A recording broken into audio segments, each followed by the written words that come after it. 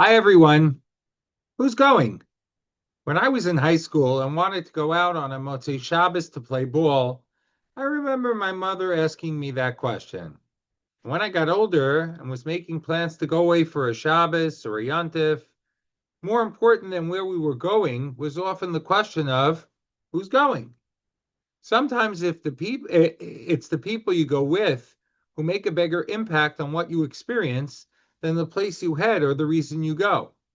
And perhaps this is the basis of the big discussion at the beginning of the Parsha, where we find Paro and Moshe debating the issue of mi va mi haholachim, just who exactly is going. Yes, after recognizing that the Jews were going to need their trip into the desert for a Chag to Hashem, Paro seemingly wanted to control it by only allowing the men to go.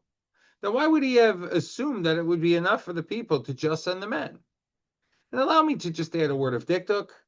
It seems sort of strange that Paro uses the present tense, haholechim, those who are going, instead of the future tense of yelechu, mi yelech, or who will go. Paro didn't give them the permission to go as yet. No one had packed or prepared or even been informed. So why did Paro stick to the present tense and ignore the future? I think the answer to their debate can be found in the future, literally. You see, Paro understood the needs of the present. Those didn't bother him. After all, wasn't he the same Paro that the Medrash notes was convinced by Moshe to give the men a day off, 1 day a week, so that they could perform their tasks optimally? He got the value of a vacation. And while a spiritual retreat in the desert was far from his idea of vacation, he could even get it that Moshe's people needed it for themselves now. And practical as Paro could be at times when his heart wasn't hardened, he could understand vacation. In fact, Rosh Shalom Shvadron, the great Maggid of Yerushalayim, explained that if Moshe and Aaron had requested a vacation, then Paro would have relented. You see, vacation means a break from life, something in a vacuum. Vacations rarely create new ideologies or rebellion. It just creates a break and tension relief. And for that, thought Paro, the men might actually benefit from the time off. It would be present tense focused and it would be simple. And so hence he asked, Mi va mi haholechim, who's going now? Because obviously the trip, if to be acceptable to him, needed to be present focused only. And in the present, it should only be the men and their priests who would go even for a religious experience. At least that's the way that Paro thought about it. But Moshe's understanding of religious experiences was quite different. Moshe explained to Paro that religious experiences of a Jewish orientation are not about the break in the action at present. They're a part of Jewish life that lives on into and thrives on the future. To Moshe, it wasn't simply about a vacation, it was about education. And so hence he insisted that everyone go, even the children.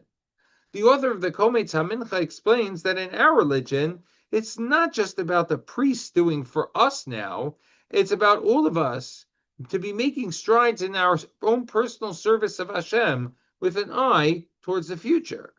And so hence Moshe responded, B'narenu vizkenenu nelech, we will go, with an emphasis on the future tense, by the way, all together, as that's the way we serve Hashem, with a multiplicity of generations walking and working on serving Him together. In that process, we educate the next generation to do the same and create a religious connection that will endure any present challenge. To Paro, this was totally unacceptable. Educating the people to believe in a foreign service would mean that the Egyptian lords would need to contend with an ideology that they couldn't accept. And so hence Paro refused the request. You see, to him, this wasn't a religious retreat, it was a potential Egyptian defeat.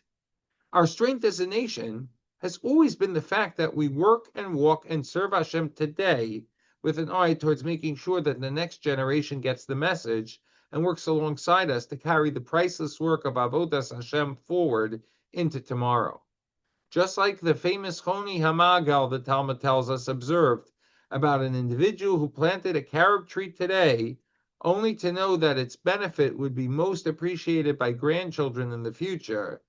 Just like he figured it out, we work on creating our religious homes and our communities to be a reference point, an example and a hands-on training educational experience for the next generation starting right now. And so as we head back into our busy, modern, complicated lives, let's keep asking that old, powerful question: who's going? Who's watching how we live? Who's learning from the choices we make? Who are we inviting into our avodas Hashem? Because when Judaism is lived together, parents and children, young and old, it doesn't just survive the present, it shapes the future. And when we all go together, we don't just go somewhere, we go far. And when we bring our children into our tefillah or into our learning or at our Shabbos tables actively, our struggles and our joys, we're telling them that Judaism is not a phase, it's not a retreat, it's not a weekend escape. It's a way of walking through life together. And when we do that, we're not just going somewhere meaningful today, we're building a future that will carry us long after the journey feels difficult. Judaism survives not because it offers relief, but because it offers continuity. And continuity only happens when everyone is invited into the journey. And so the next time we plan a Shabbos, a Simcha, or even a regular Tuesday night, we should ask ourselves not only what are we doing, but who's going with us? Who's going? When we all are, we can be sure that we're going places. Really, really good ones. Wishing you and yours a Shabbat Shalom and a Shabbat Shalom to all.